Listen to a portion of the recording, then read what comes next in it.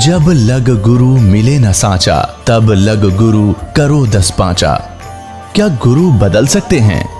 क्या गुरु बदलने से पाप लगता है? अध्यात्म के इस मैदान में आखिर सही गुरु कौन है? गीता जी में वर्णित तत्वदर्शी संत कौन है?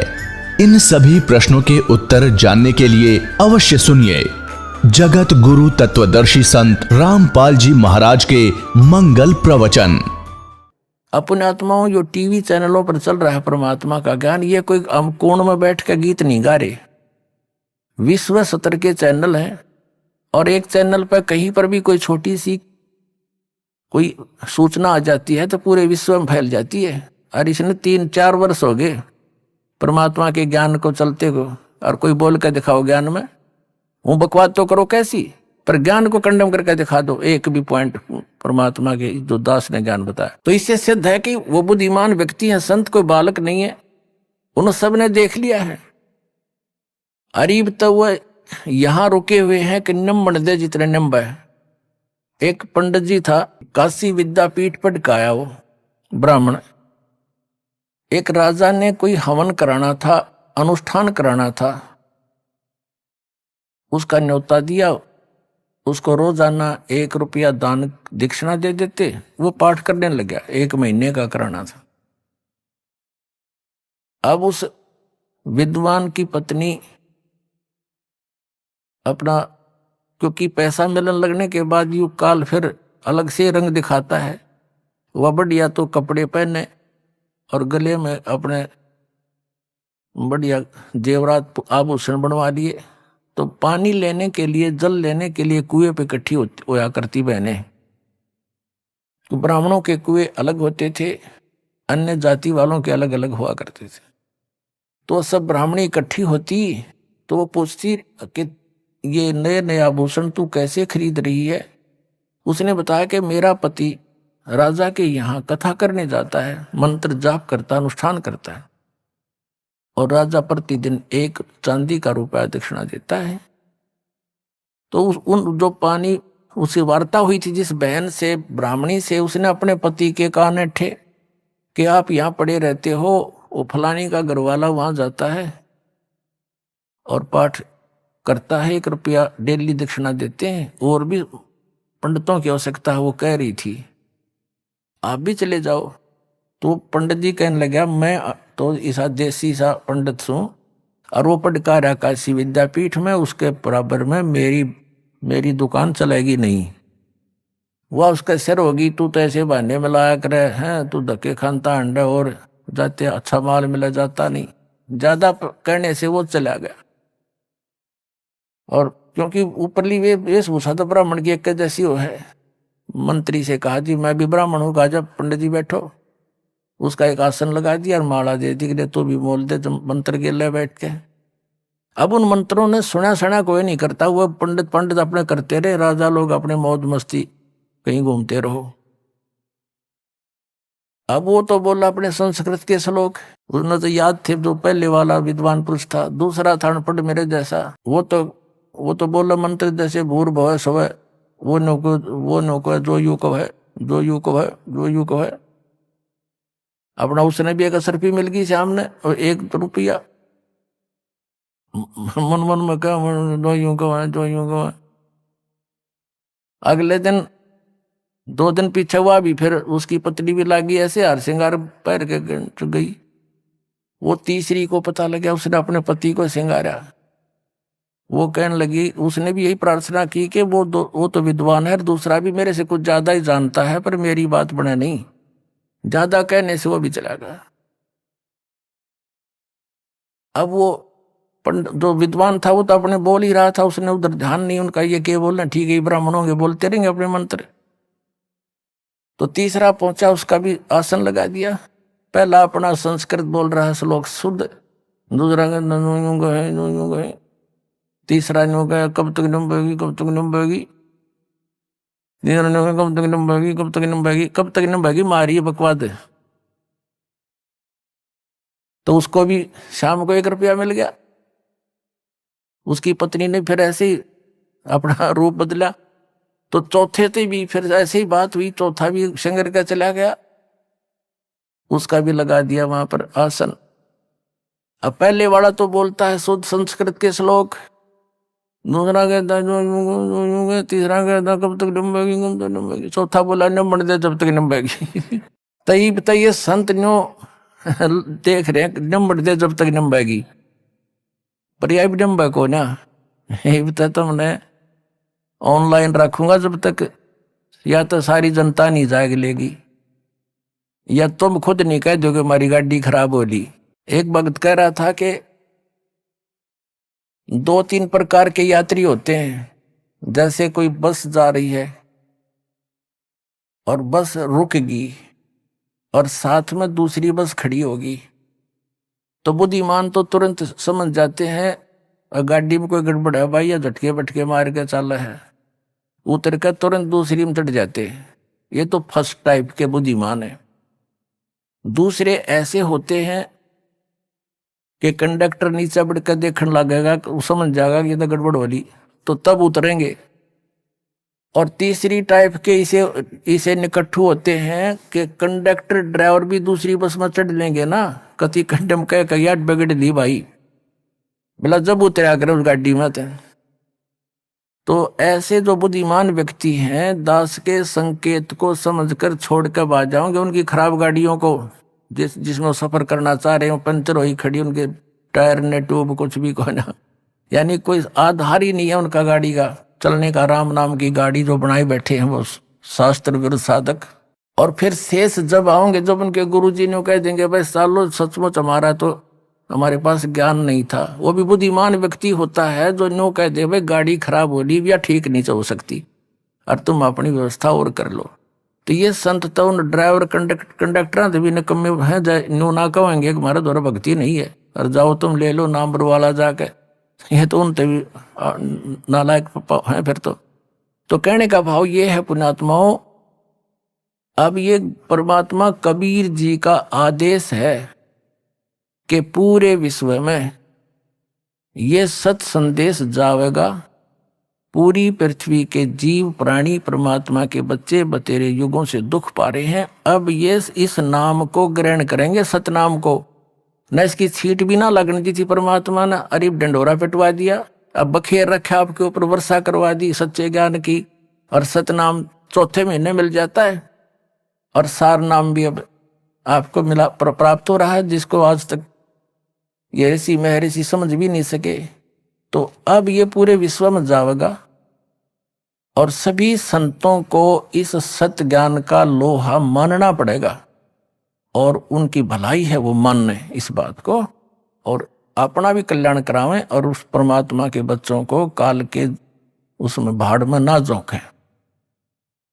अब जो प्रसंग चल रहा था कि कबीर परमात्मा सतलोक में जिंदा महात्मा के रूप में लेकर के उस प्यारी आत्मा गरीबदास जी को लेकर पहुंचे। जब गरीबदास जी ने देखा कि एक रूप में परमात्मा सिंहासन पर बैठे हैं और करोड़ सूर्य करोड़ चंद्रमा मिला दे ऐसा उनका एक रोमकूप का प्रकाश, मनुष्य सदृश है, सिर पर मुकुट, ऊपर छत्र है। तो नीचे से जो महात्मा जिंदा महात्मा के रूप में, महाराज के रूप में, संत के रूप में परमात्मा आए थे गरीबदास जी को साथ लेकर के, तो वो जिंदा महात्मा ने वहां से चंवर उठाया और परमात्मा के उस तेजो में रूप में जो सिंहासन पर बैठे थे उस पर चंवर करने लगे, जैसे सेवक गुरु जी पर करते हैं या राजा लोगों पर चंवर हुआ करते थे। गरीबदास जी ने सोचा कि भगवान तो ये हो गया जो तख्त पर बैठा है, सिंहासन पर बैठा है, तख्त माने सिंहासन ही होता संत भाषा में, और जिंदा महात्मा ये बाबा जी तो एक नौकर दिखा है इनका। इतने में उसके मन में इतना आया ही था, तभी वो तेजो में शरीर वाला भगवान सिंहासन छोड़ के नीचे खड़ा हुआ और उस संत महात्मा रूप में परमात्मा से कहा कि भगवान विराजमान हो। वो कबीर साहब जिंदा महात्मा बैठे सिंहासन पर और चंवर करने लगे वो तेजो में रूप वाले भगवान उस जिंदा बाबा के ऊपर जो सिंहासन पर विराजमान हुए। अब गरीबदास जी सोच रहे थे कि भगवान और इस बाबा जी पर चंवर कर रहा है, ये कैसे? तो इतने में वो तेजो में शरीर जो था वाला जो शरीर यूं का यूं जिंदा महात्मा के शरीर में प्रवेश हो गया, और जिंदा महात्मा का जो नूर था एकदम उतना ही तेजो में शरीर हो गया, और चंवर अपने आप होने लगा। तब परमात्मा ने कहा था इस आदरणीय गरीबदास साहिब जी को कि बच्चा, मैं पूर्ण परमात्मा हूं, सब ब्रह्मांडों का रचनहार हूं, मेरा नाम कबीर है। वेदों में मुझे कबीर देव भी कहा है। कबीर साहब ने कहा वेद मेरा भेद है, मैं ना मिलो वेदन माही, और जौन वेद से मैं मिलूं वो वेद जानते नहीं। ये चारों वेद मेरा गुणगान करते हैं, उसमें मेरा कबीर देव नाम है। और मैं बनारस के अंदर काशी में धानक रूप में जुल्हे की भूमिका करके आया हूं, 120 वर्ष रहा था वहां पर। तब मैंने रामानंद जी को शरण में लिया और इसको नानक जी को शरण में लिया। ऐसी बहुत सी सारा महापुरुषों की जानकारी दी। उनके गरीबदास जी के अंतःकरण में वो यथार्थ ज्ञान सारा फीड कर दिया, और आंखों देखा जो गरीबदास जी ने, वो खुद अपने ग्रहण के अनुभव की वाणी में लिखा। फिर परमात्मा ने कहा कि गरीबदास जा बेटा, तू नीचे जा, देखो तेरे शव को, तेरे शरीर को जलाने की तैयारी कर रहे हैं। घरवालों ने क्या देखा? पालियों ने कुछ देर, ग्वालों ने देखा कि 2 ढाई 3 घंटे हो गए, भगत अकेला बैठा है, बाबा जी गायब हैं। शरीर नीचे रह गया था गरीबदास जी का। उन्होंने जाकर हिलाया डुलाया, आवाज लगाई, वो गिर गया, मृत जान लिया। उसको उठा करके गांव वाले जाकर के गांव में ले आए, चिता पर रख दिया शाम के समय अंतिम संस्कार के लिए। तब परमात्मा ने कहा गरीबदास जा बेटा, तू वापस, तेरे शरीर को स्वाह करने वाले हैं।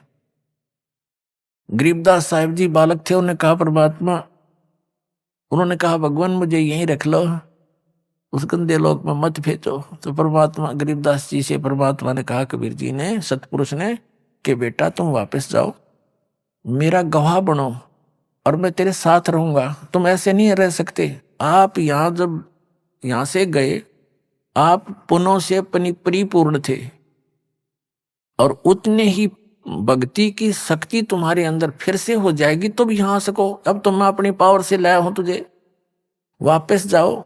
ये सतनाम और सारनाम तुझे बता दिया, आप सिमरण करो।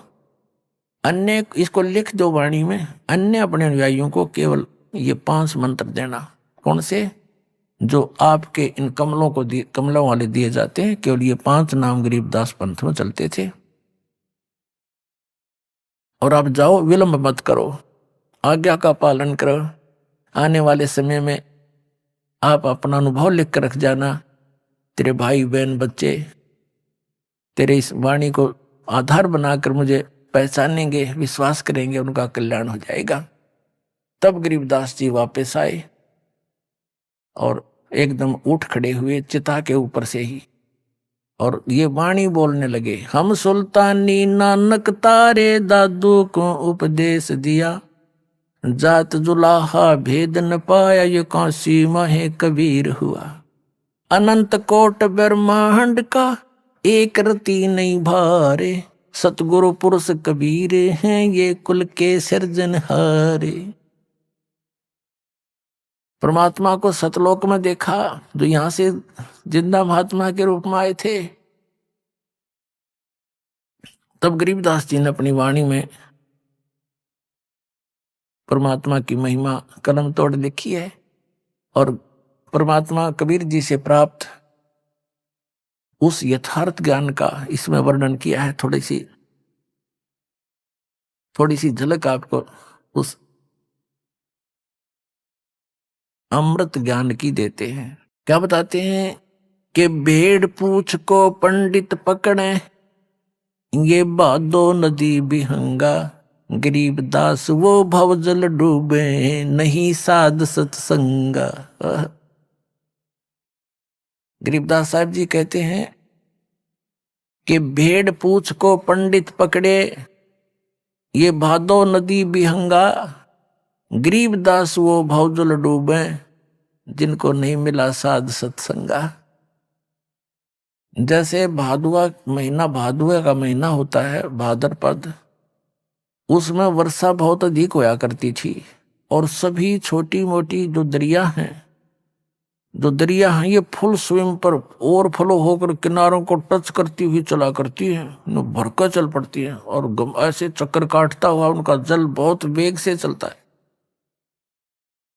तो गरीबदास जी कहते हैं कि आप जी ने सतलोक जाने के लिए इतनी दरिया को पार करना है, इतने भयंकर जल युक्त, और उससे पार करने का साधन ये पंडित अर्थात भवसागर से भवदरिया से पार होने के लिए जो method of worship, way of worship, पूजा का जो मार्ग है, विधि है, वो जो तुम्हारे गुरुओं ने, पंडितों ने, ब्राह्मणों ने बताई है, वो तो ऐसी है जैसे उस भादों के महीने में पूर्ण रूप से परिपूर्ण होकर बह रही दरिया को पार करने के लिए कोई कहे कि भेड़ की पूंछ पकड़ और दोनों घुस जाओ दरिया में, ये भेड़ तुझे पार कर देगी।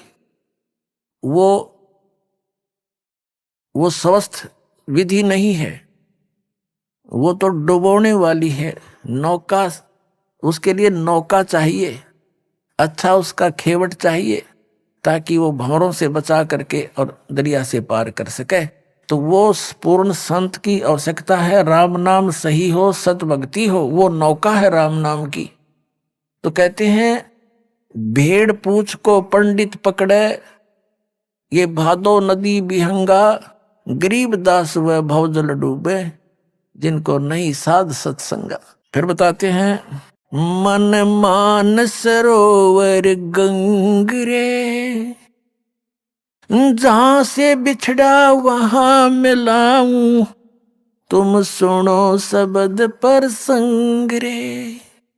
मन मान सरोवर गंगरे, जहां का बिछड़ा तहां मिलाऊं, तुम सुनो शब्द पर संग रे। गरीबदास साहब जी कहते हैं कि मन, ये मान सरोवर गंगरे, सतलोक जो है वो असली स्थान है तेरा, और जहां से तू बिछुड़ा है तुझे वही मिला दूं। तू मेरे वचन सुन ले, मेरा ज्ञान सुनो।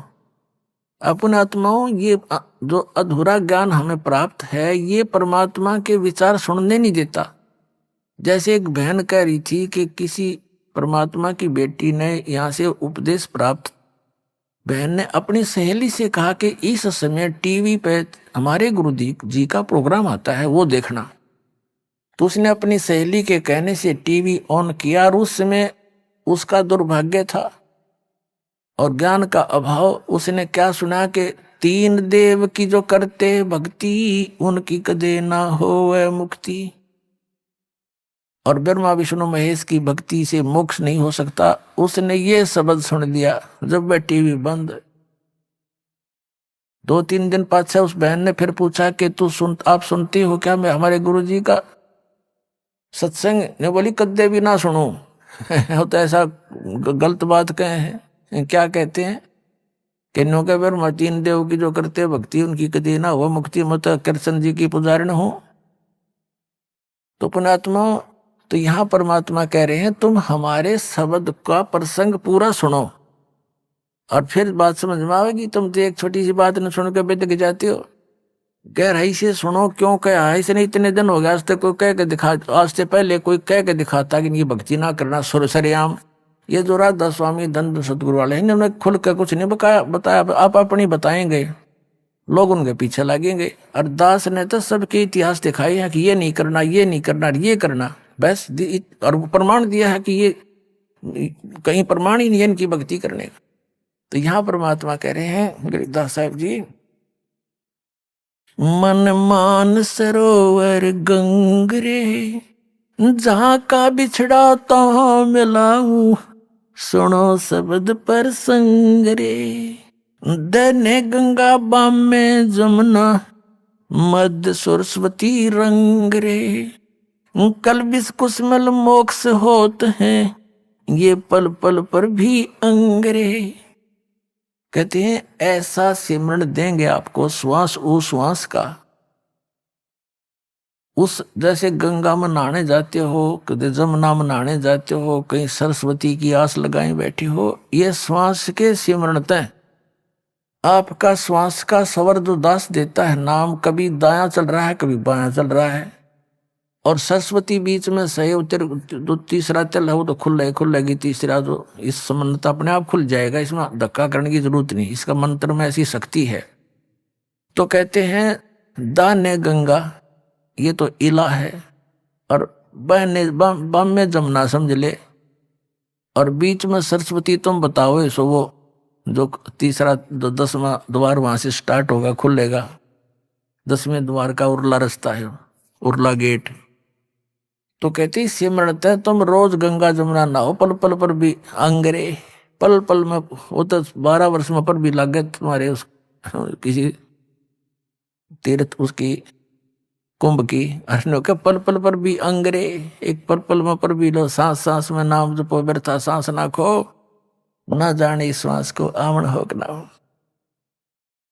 फिर कहते हैं कल बिस कुसमिल मोक्ष होते हैं पल पल पर भी अंगरे, सभी पाप प्रकार के घोर से घोर पाप भी सिमरते तो मेरे तुम्हारे नाश हो जाएंगे। कल बिस कुसमिल पाप काशी करवत काहे लेत है, बिना भजन नहीं डंगरे, कोट ग्रंथ का यही अर्थ है करो साध सत्संग रे। क्या बताते हैं काशी करवत काहे लेत है, बनारस में जाके कहते क्यों अपनी गर्दन कटवाता है। पुण्यात्माओं इतना जबरदस्त जुगाड़ कर रखा था इन अज्ञानियों ने, और आत्मा उसी दिन से परमात्मा की चाह में भटक रही है। इसको जिसने भी कोई जैसा भी परमात्मा पाने की विधि बताई, कितना कठिन से कठिन है, इसने वो भी स्वीकार किया। एक बार काशी के ब्राह्मणों ने, नकलियों ने क्या ज्ञान देना शुरू किया कि जो काशी में मरता है, काशी शहर में शरीर छोड़ता है, वो सीधा स्वर्ग जाता है, और जो मगर मरता है उसकी मुक्ति नहीं होती, वो गधे की योनि में जाता है। परमात्मा कहा करते भाई भक्ति सत भक्ति करो, चाहे काशी में मरो और चाहे मगर में मरो, कहीं पर भी शरीर छोड़ोगे तुम उसी स्थान पर जाओगे जो सत साधना तुम कर रहे हो, ये भूल है तुम्हारी। पर वो नहीं मानना करते, विरोध किया। तो ये बातें ज्ञान सुनकर सभी बूढ़े बुजुर्गों ने कहा अपने बच्चों से कि बच्चों बेटा, विशेषकर ये बढ़िया लोग इन ब्राह्मणों से ज्यादा प्रभावित रहे हैं। तो उन्होंने कहना सुना उनके बुजुर्गों ने कि बच्चों हमने मरना तो है बेटा, और कहते हैं गुरुजी बता रहे काशी में मृत्यु हो जाए तो स्वर्ग मिल जाएगा, हमारा उद्धार हो जाएगा। तो बच्चे भी सोचते हैं माता पिता का उद्धार होना चाहिए, तो वहां अपना कमरा लेकर बच्चों माता पिता के लिए वहां कोई नौकर नाकर छोड़ने लगे कि यहाँ विचार भी सुनते रहिए गुरुजियों के, और अंतिम समय है आप यही प्राण त्याग दियो। तो उन पंडितों ने सोचा कि भी यदि हम इनको अपने घर रख लें, प्रत्येक यजमान को एक एक गुरु 10-10 5-5 हो जाएंगे, नाम रख लेंगे, तो सारा कुछ खर्चा भी हमें मिलेगा, वो पैसे भी मिलेंगे, किराया कुराया भी हमें मिल जाएगा। इस उद्देश्य से उन्होंने अपने क्षेत्र के सभी बुजुर्गों को अपने ही घर पर रखने का आदेश दे दिया कि हम रख लेंगे, यहाँ रह जाए, खाना खा लेंगे, हम भी खाएंगे, ये भी खा लेंगे। उनको पता था कि श्रद्धालु पैसे देंगे ही देंगे, तो उन्होंने अपने पिताजी के खर्चे के भी पैसे गुरुजी को देने शुरू कर दिए। इस लालच में उनने वो आफत मोल ले ली। बूढ़ा और बुढ़िया थे दो ना घर में, तो पूरा परिवार उससे की देख रेख में लगा रहा अगर जब बीमार शिमार हो जाए, तो बुढ़ापे में जब बीमारी आप पे आ जाया करे बिना बुलाई, तो एक का दो बुढ़ा मुश्किल हो जाए संभालना, और उन्होंने तो 10-10 पाड़ लिए लालच में। फिर उन नकलिया ने केस स्कीम बनाई वो गुरुआ ने कि भैया तो बात बिगड़ गई, अब ये तो आण लग रहे हैं, पता नहीं 100 भी हो जाएंगे, या तो हम कैसे रोटी पवाएंगे रोज जिंदगी। उन्होंने क्या स्कीम बनाई, एक गंगा के किनारे काशी में एक ऐसा गुफासी बना ली ईंटों की ऐसे, और जमुना गंगा के कति किनारे पे पक्का घाट सा बना के, और उसके ऊपरले सिरे में जैसे नु बना दी, उसमें ऐसे क्रोध छुपा दिया ऊपर, और दूर से उसकी हैंडलिंग बना दी 100 फुट दूर बोझड़े बाजड़े में रस्सा बांध दिया ऊपर ऊपर, एक नीचे से पुलिस ही बना करके। तो सब उन्हें फिर एक अफवाह फैला दी कि जो शीघ्र स्वर्ग जाना चाहता है उसके लिए परमात्मा की तरफ से एक क्रोत आता है। क्रोत जैसे आपने देखा होगा लकड़ चीरन के आरी सी हुआ करो, लंबा, बहुत लंबा होता है, दो तरफ से पकड़ के चलाते हैं उसको ऐसे ऐसे। वो क्रोत आता है, जो उससे गर्दन कटवा लेगा उसको शीघ्र मोक्ष प्राप्त हो जाए, स्वर्ग प्राप्ति हो जाए। अब बूढ़े क्योंकि ज्ञान सुन सुन के भगवान की आत्मा जाग तो जाती ही है कि मृत्यु तो होनी है, और फिर उनसे पूछा करते क्या पंडित जी गुरु जी कोई दर्द होता है क्या? नहीं नहीं, भगवान के क्रोध में दर्द कैसा, पता भी नहीं लगता है। तो उन्होंने सोची रही सी बात है, कोई ना भगवान का क्रोध आवे। तो अब क्या किया, उसकी फीस रख दी, भाई 10 रुपए का पुण्यदान करना पड़ेगा जब वो क्रोध आवेगा। तो सबकी 10-10 रुपए फिक्स रख दी। हकीन कहते टिकट कट जाएगी, थारा पीछा छूटेगा और पैसे भी मिल जाएंगे। इस उद्देश्य से उन्होंने क्रोध का वो हत्था जोड़ दिया, मानस काटने का, मनुष्य काटने का कसाई वाड़ा शुरू कर दिया।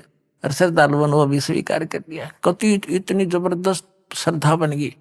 अब जिसका दर्द हो है उसका आसपास तो कोई नहीं दे, वो दर्द होने का समय नहीं मिले, एकदम कड़क दे कर दे, जो कर कसाई बकरे का अटैक रहे वो बताते रहे आके मेरा दर्द होया कि ना होया।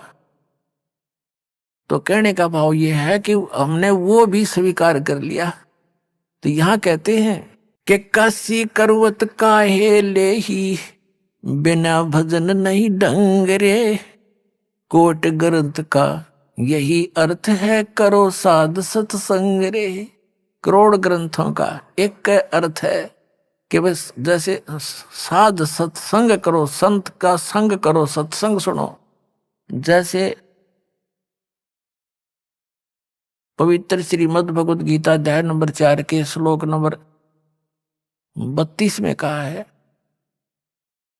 कि सच्चिदानंद घन ब्रह्म ने, यानी परम अक्षर ब्रह्म ने, सत्य पुरुष ने अपने मुख कमल से कुछ ज्ञान बोला होता है।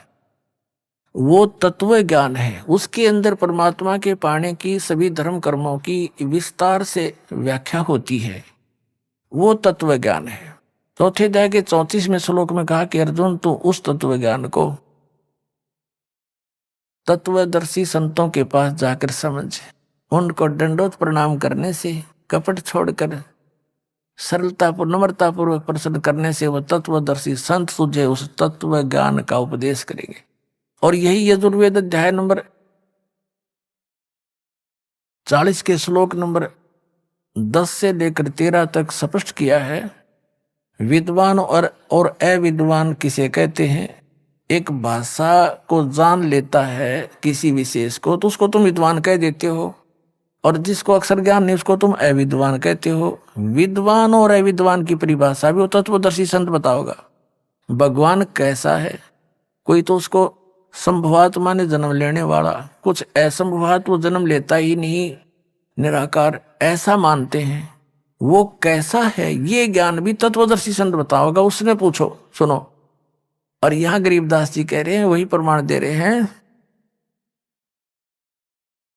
काशी करवत काहे ले ही, बिना भजन नहीं ढंग रे, और कोटि ग्रंथ का यही अर्थ है, करो साध सत्संग रे। परम संत का संग करो। और परमात्मा कबीर जी ने तो यहां तक व्याख्या करी है, अपनी महिमा आप बतावे। कबीर राम बुलावा भेजिया, दिया कबीरा रो, जो सुख है संत के संग में, वो बैकुंठ में ना हो। बैकुंठ में तो वह आग लाग रही है जो यहाँ पृथ्वी पर लग रही है, छोटे और बड़े की, निर्धन और धनी की।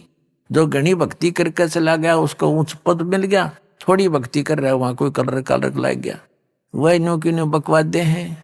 तो परमात्मा कहते हैं राम बुलावा भेजिया कि चलो स्वर्ग में। कबीर साहब हमें बताना चाहते हैं कि आपकी एक दिन ऐसी दशा हो जाएगी कि हमने स्वर्ग ना चाहिए, बाढ़ में जाए सा स्वर्ग जो हमारी पूंजी नाश करे, यही गधे बनते रहे हम। तो जो सुख है संत के संग में, साध के संग में, तत्वदर्शी संत के संग, वो बैकुंठ में ना हो। अजपा जाप जपो निस्वास रे।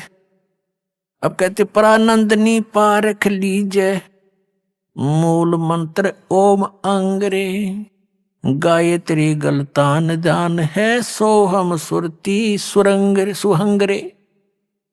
अब इसमें उक सतनाम के मंत्र का भी बताया है। गरीबदास जी कह रहे हैं कि चारों वेदों को पढ़ ले और एक ओम नाम जाप कर ले। उन चारों वेदों के पढ़ने का इतना लाभ नहीं जितना ओम नाम के जाप का है। तो कहने का भाव यह भावार्थ है कि सदग्रंथों में जो सब कुछ ज्ञान दे करके निष्कर्ष बताया है कि इस मंत्र के जाप से मोक्ष होगा, तो वो जड़ी है, वह जड़ी खाने से लाभ होगी, जड़ी के गुण पढ़ने से नहीं। गुणों को पढ़ने से तो ज्ञान होगा कि इसमें ये लाभ है, ये यही एक जड़ी है, इतना। तो फिर कहते हैं रग यदुसाम ये अथर्व भाखें, अर्ता में नाम मूल नहीं रखें। ये पंडित जी कहते हैं, ब्राह्मण गुरु आचार्य शंकराचार्य ऋषि महर्षि चारों वेदों को तो घोट लेते हैं, कंठस्थ याद कर लेते हैं, और उसमें जो विशेष वस्तु है मंत्र दो जाप करने का, उसको मूल नहीं रखते, उसको आधार नहीं मानते। रग यदुसाम अथर्व भाखें, उनको तो बोलते रहते हैं चारों वेदों को, और जा में मूल नाम नहीं रखें, मंत्र को आधार नहीं मानते वो लोग। जैसे हमारे को मूर्ख बना रखा था इन्होंने, ब्रह्म गायत्री, एक गायत्री मंत्र दे रखा था, गायत्री मंत्र, और वो यजुर्वेद अध्याय नंबर 36 का मंत्र नंबर 3 है, एक श्लोक है, और उसका आगे ओम ही न खुद ला दिया। यह भी गलती कर रखी है, क्योंकि भगवान कोई बालक थोड़ा ही है, उसने कसर छोड़ दी ओम लान की। जब ज्ञान भगवान ने दे रखा है, ये मानते हैं वेदों का ज्ञान भगवान ने दिया, परमात्मा, तो परमात्मा ने जो अक्षर लिख दिया उसमें एडिशन और घटाने की जरूरत नहीं, आवश्यकता नहीं। वो मूर्ख है उसमें कोई और कोई ऐड करे या उसमें तो काटे पीटे। जैसे एक पिस्टन बना रखा है कंपनी ने, मोटरसाइकिल कार गाड़ी जो भी जिसका, और उसको एज इट इज ही फिट करना बुद्धिमता है, उसमें कोई और नट वेल्ड करके छोटा मोटा, और कोई ने का देखा भी ज्यादा वर्केबल हो गया, उसने तो नाश कर दिया। वो तो मूर्ख आदमी है, उसका उधर बैठा दिया, ओके तो फिट नहीं हो सकता। तो परमात्मा का की महिमा है वेद, और ओम नाम है ब्रह्म का, और महिमा है परम अक्षर ब्रह्म की। अब प्रधानमंत्री का आगे और कोई मंत्री लिख के भेज दे, मंत्री जी, मुख्यमंत्री जी, पहले तो वो एप्लीकेशन स्वीकार नहीं हो, वापस भेज देंगे, तो मुख्यमंत्री का जाएगा, भेजो इसको। तो प्रधानमंत्री का आगे मुख्यमंत्री लिखने में तो सारा काम बिगाड़ दिया तुमने। अगर मूर्ख ने ये भी ना पता मैं प्रधानमंत्री हूं या मुख्यमंत्री। वो एक गायत्री जाप बताया करते हैं, वेद का एक मंत्र, इसको 1,00,000 बार जाप कर लो। पुण्यात्माओं, अकल का टोटा था यो हमारे अंदर, ज्ञान नहीं था, इसे वह हमने गुरु मिले थे। अब जैसे वेदों में परमात्मा की महिमा है उनके मंत्रों में, जैसे बिजली है और बिजली के गुण लिख रखे हैं किसी कागज पे, या पंखा चलाती है, ट्यूबवेल चलाती है, दूध रिड़क देती है, दूध बिलो देती है, और जो है अंधेरे को उजाले में बदल देती है। तो ये गुण है, ये बिजली के गुण हैं। और उसकी कोई चौपाई बना ले, उसका कोई दोहा बना ले या कविता बना ले उसकी, और उसने गाए जा कि 1,00,000 बार पढ़ लो इसने, पर तू पंखा चलाती है, तू दूध भी रड़क देती है, नीचे से जल निकाल देती है, अंधेरे को उजाले में बदल देती है, मंड्याय रहे, 1,00,000 बार पढ़ ले और कनेक्शन ले वह नहीं। वो तो ज्ञान कराता है, वो गुणों की जो बुक है कि बिजली में ये गुण है, और वो गुण प्राप्त होंगे तो उस समय जब आप कनेक्शन ले लोगे। अब कनेक्शन लेने के बाद वो गुण तो याद रखने पड़ेंगे कि ये पंखा इस बटन से चलेगा और मोटर इससे चलेगी, पानी हैंड पंप वाली, और एसी इस तो चलेगा और भाई कूलर इस तो चलेगा, वो गुण तो याद रखने पड़ेंगे, लेकिन कनेक्शन बिना लाभ मिले को नहीं। तो पुण्यात्माओं, जो गायत्री मंत्र है यू तो एक मंत्र है, एक श्लोक है, इसमें तो 18,000 के आसपास मंत्र है, तीन चारों वेदों के। तो वो एक के पढ़ने से क्या हो गया, वो तो ज्ञान तो हुआ भगवान का, लेकिन वो लाभ मिलेंगे इस दास के पास है वो कनेक्शन, ये लाइनमैन है उस परमात्मा का, यो देगा अपना वो कनेक्शन।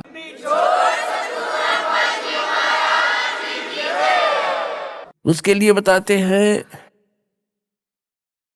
अजप्पा जाप जपो निस्वास रे, जीत चलो जम जंग रे, गरीब दास दर्शन देवा के देख भुया चतवंग रे। ओए होए, गरीबदास जी कह रहे हैं कि अजप्पा जाप जपो निस्वासर, जो सतनाम का आपको दे रखा मंत्र वो अजप्पा जाप है, श्वास उश्वास से जाप करना होता है। और जीत चलो जम जंग रे, इस काल के साथ ये युद्ध जीत चलो इस सतनाम के हथियार से। और गरीब दास दर्शन उस परमात्मा के देख के होया मन चत भंग रे, कहता मैं तो आश्चर्य में पड़ गया, भगवान कोई और था, हम मान किसको रहे थे। तो पुण्यात्माओं, इसमें कहा कि मन मान सरोवर गंगरे, जहां का बिछड़ा तहां मिलाऊं, पल पल पर सुनो शब्द पर संगरे। तो आज का जो सत्संग प्रारंभ हुआ था, आज जो सत्संग प्रारंभ हुआ था कि आप इस नमक की मार्केट के बोरों में, बोरियों में, और उस बूरा की मंडी को छोड़कर आ गए नमक के मंडी में। यहां आप बूरा का जो है टेस्ट खोज रहे हो, ये उसी मार्केट में ले चलूंगा आपको जहां पर वो टेस्ट आपको प्राप्त होगा, वो सर्व सुख प्राप्त होगा। इस दास के पास वो ओरिजिनल साधना है, इसको ग्रहण करो, अपना कल्याण कराओ। सत साहिब, सत साहिब।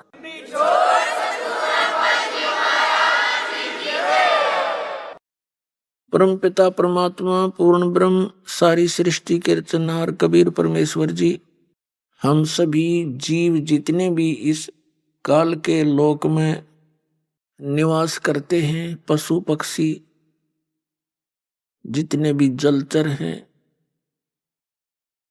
और मानव हैं, देव हैं, ये सभी आत्माएं उस परम अक्षर ब्रह्म, उस कबीर भगवान की है। वो कबीर परमात्मा कौन है?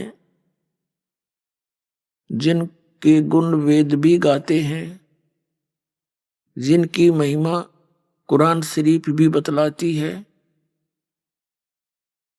जिनकी महिमा प्रत्यक्ष दृष्टा संतों ने भी की हुई है। वो कौन है? अनंत कोटि ब्रह्मांड का एक रति नहीं भारे, सतगुरु पुरुष कबीर हैं कुल के सिरजनहारे। हम सुल्तानी नानक तारे दादू को उपदेश दिया, जात जुलाहा भेद न पाया वो काशी माहे कबीर हुआ। जुलाहा कबीर, दानक कबीर, ये परम अक्षर ब्रह्म है। पुण्यात्मा, हम परमात्मा की परिभाषा का कैख भी नहीं समझ सके आज तक, जब तक ये तत्व ज्ञान हमें प्राप्त नहीं हुआ था। हमें ये तत्व ज्ञान हीन संत ऋषि महर्षि आचार्य शंकराचार्य जो भी भगवान की सतिथि बताते, हम सहर्ष स्वीकार कर लेते थे। पुण्यात्माओं के आंखों में आंसू आते थे भगवान की चर्चा सुनकर, लेकिन वो काल की महिमा सुनाया करते थे और नाम भगवान लेते थे। आत्मा अपने पिता से जब से बिछुड़ी है, ये महाकष्ट उठा रही है। अभी पुण्यात्माओं आप इस ज्ञान से पूर्ण रूप से परिचित नहीं हुए हो। जिसमें आपकी बुद्धि इतनी मैच्योर हो जाएगी कि आप प्रत्येक संकेत को समझने लग जाओगे, तब आप परमात्मा को अच्छी तरह जान जाओगे। अभी तो आप ऐसी स्थिति में हैं जैसे कोई छोटे से बालक उठाकर किसी पेन को और कहता है पिताजी ये क्या है, तो पिताजी कहता है कि बेटा ये पेन है।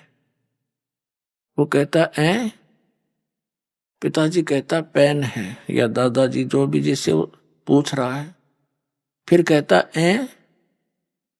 वो फिर बताता है ये पेन है।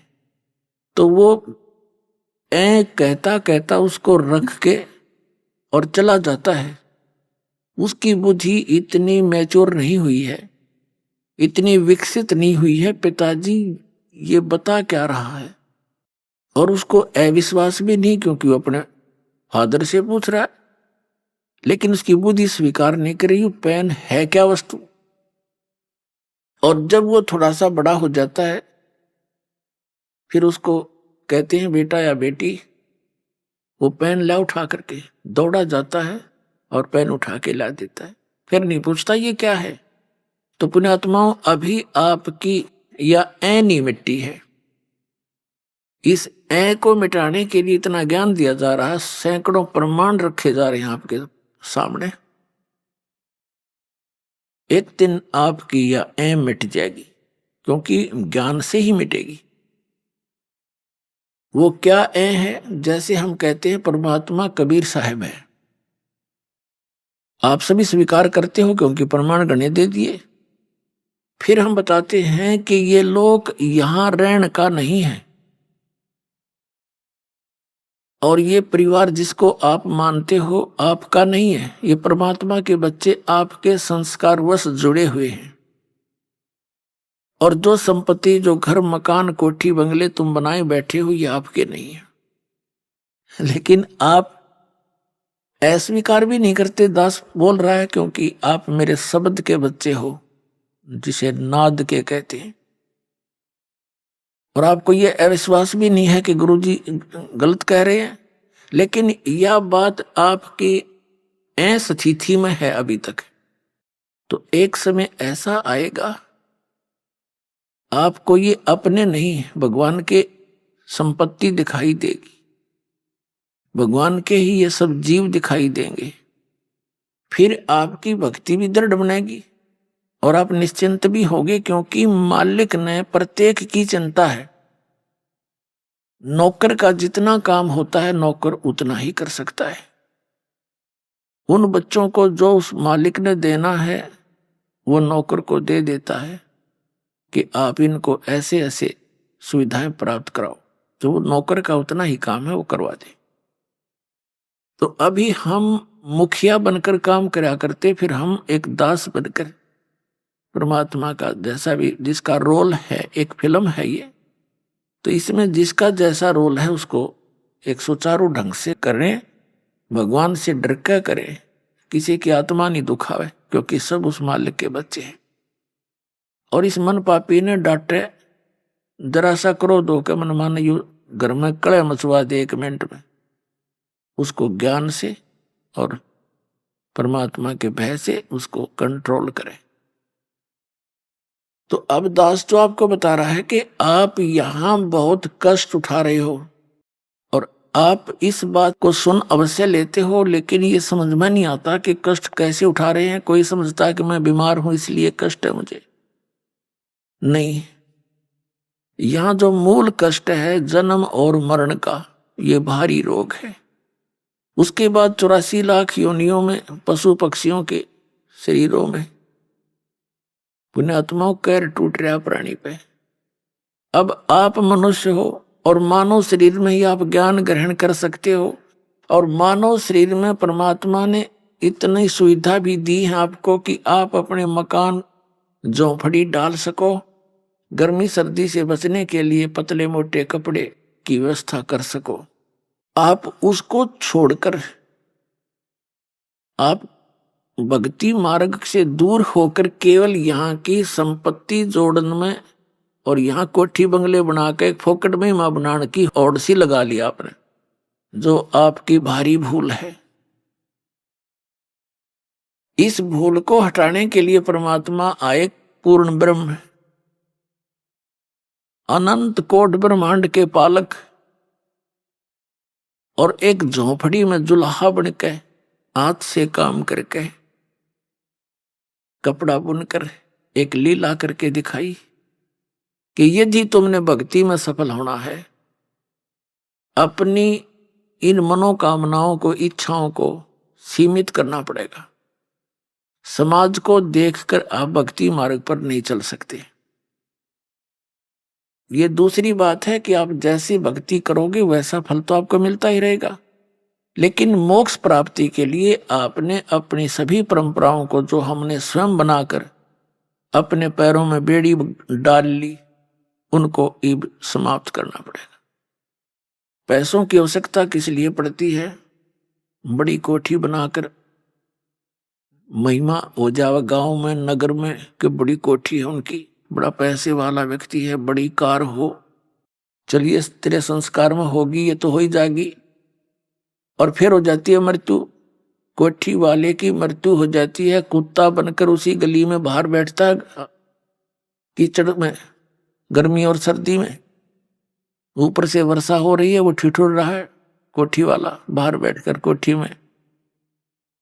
कोई अन्य ही प्राणी जो परमात्मा के बच्चे हैं वो भी निवास कर रहे हैं। कुछ दिनों में उनकी भी टिकट कटेगी, वो भी बाहर बैठेंगे गली में, जो भक्ति नहीं करते। तो ये जो दुर्गति और भविष्य में होने वाले कष्ट आपका हरदम चित्त में रहने लग जाएंगे, फिर आप भक्ति कर सकते हो।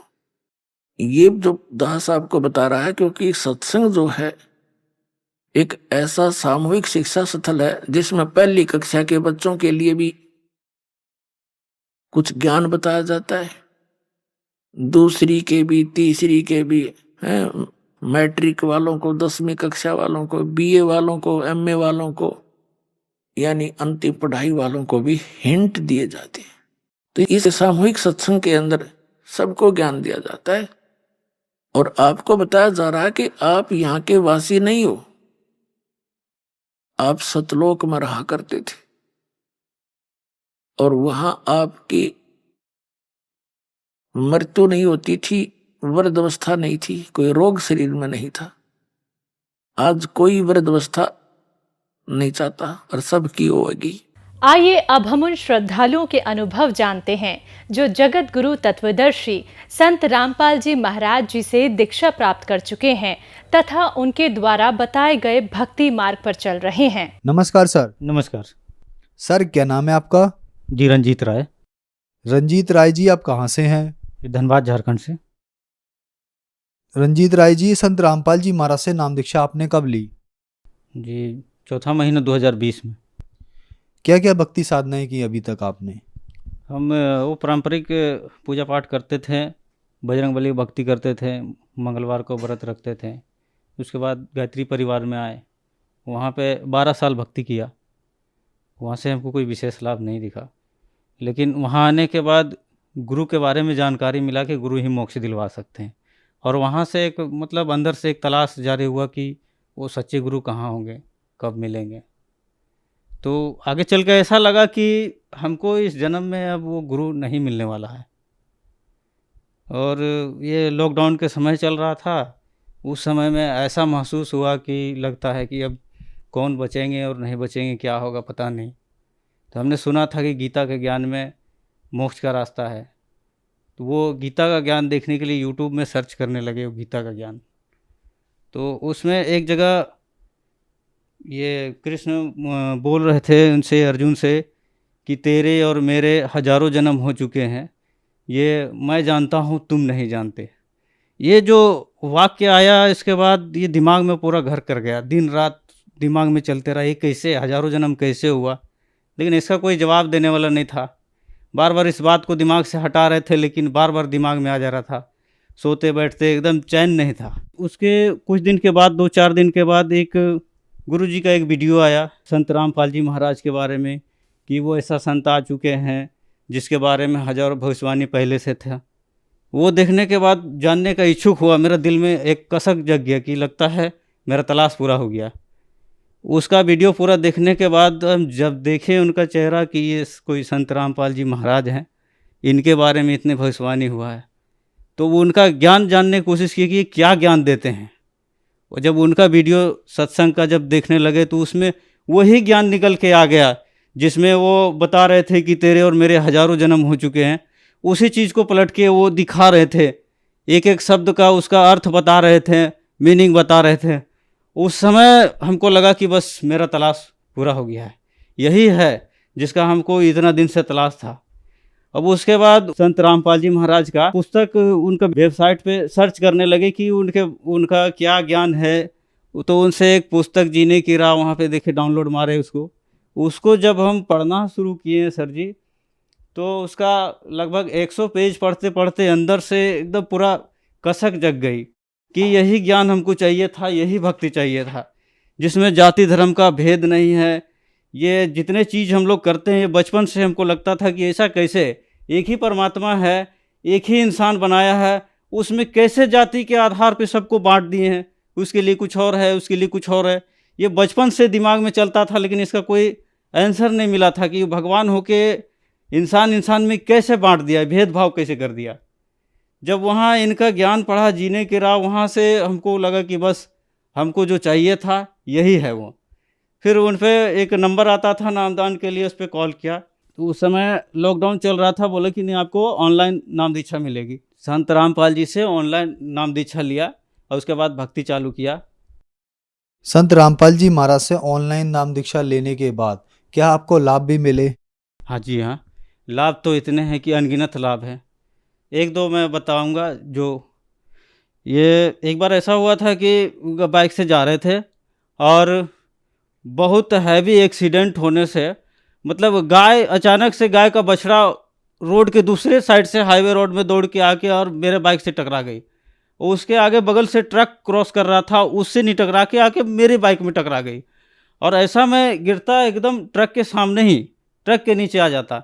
लेकिन पता नहीं वो कैसे हुआ कि हम दूसरे साइड गिरे और वहाँ पे रोड में कहाँ से रेत आ गया ये भी पता नहीं। वो मालिक का चमत्कार है कि रेत में हम पूरा मतलब ढक गए, पूरा रेत से मोबाइल गिर गया रेत में। ये संत रामपाल जी महाराज की वजह से हम उस दिन हमको खरोच तक नहीं आया, मोबाइल मेरा वहीं डस्ट में गिर गया। दूसरे लोग जो देखने वाले थे वो दौड़ के आए, लेकिन आप कैसे बच गए। और उस दिन मालिक को बहुत बहुत धन्यवाद किए, गुरु जी को, कि आज बचा लिया जान। हमारे पापा और माँ का पहले डेथ हो चुके थे, उन सब का भी प्रेत बाधा थे। बहुत बार तांत्रिक के चक्कर में पड़े, उनको ठीक करवाने के लिए घर के बारे में जब भी जाते थे ऐसा हो गया, 10,000 20,000 तांत्रिक लेता था और फिर वही समस्या बनी रहती थी। फिर दूसरे के पास जाओ, फिर 20,000 दो, ऐसा चलते रहता था, लेकिन वो समस्या हल नहीं हो रहा था। अब लगता था कि वो सही कर देगा, वो सही कर देगा, लेकिन ऐसा हो नहीं रहा था। और उसी प्रेत बाधा में मेरी माँ की डेथ हो गई, मेरे पिताजी की डेथ हो गई। और उसके बाद पंडितों ने वो गौदान, भूमि दान, सोना दान और ये अस्थि विसर्जन त्रिवेणी में जाके वहाँ भी पंडितों को पैसा दान सारा कुछ किए और यहाँ भोज वगैरह भी किए।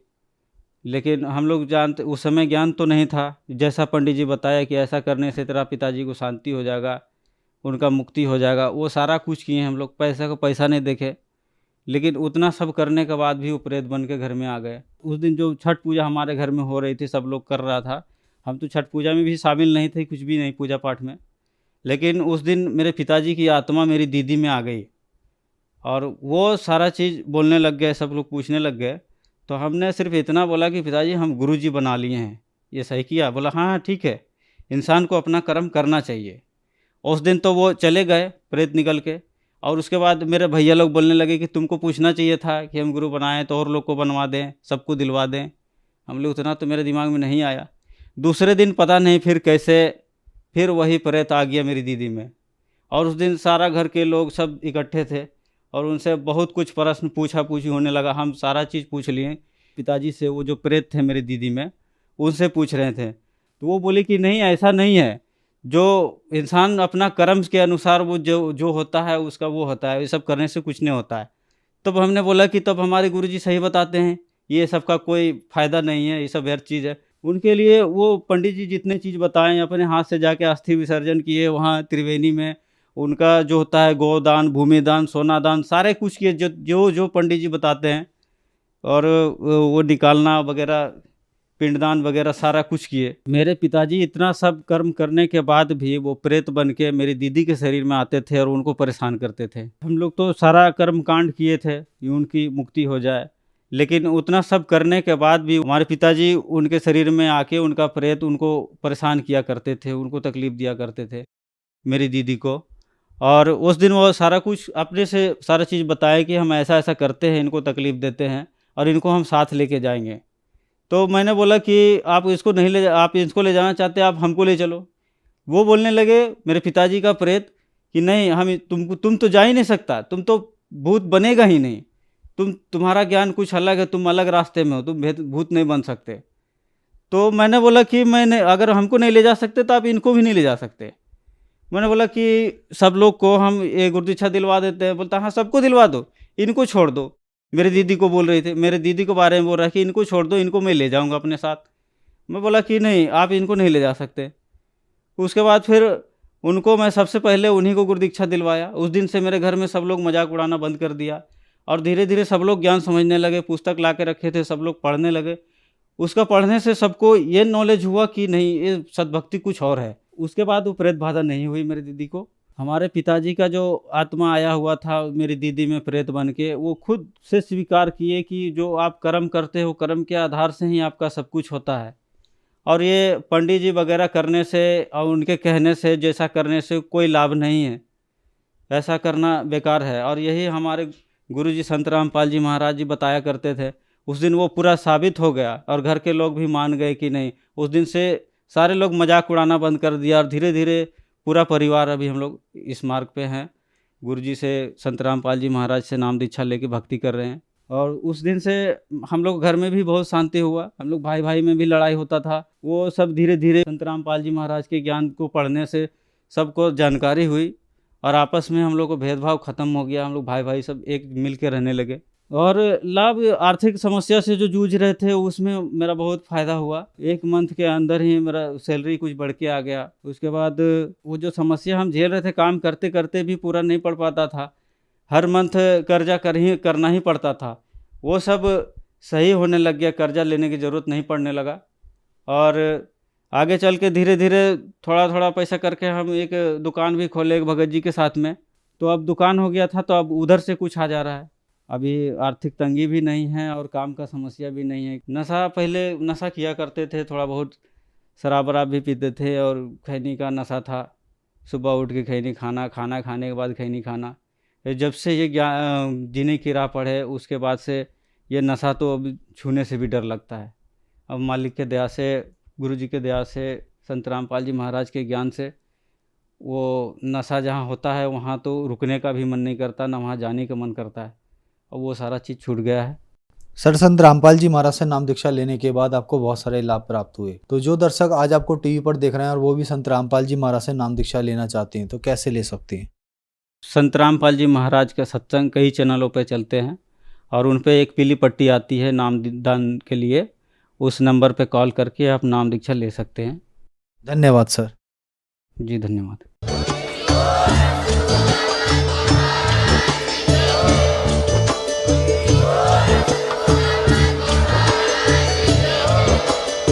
आप सुन रहे थे जगत गुरु तत्वदर्शी संत रामपाल जी महाराज जी के मंगल प्रवचन। अधिक जानकारी के लिए विजिट कीजिए हमारी वेबसाइट www.jagatgururampalji.org। संत रामपाल जी महाराज जी के शुभ आशीर्वाद से पूरे विश्व भर में 500 से भी ज्यादा नाम दीक्षा केंद्र हैं, जिन पर संत रामपाल जी महाराज जी द्वारा ऑनलाइन निशुल्क नाम दीक्षा दी जा रही है। अपने नजदीकी नाम दीक्षा केंद्र का पता करने के लिए संपर्क करें 8222880541।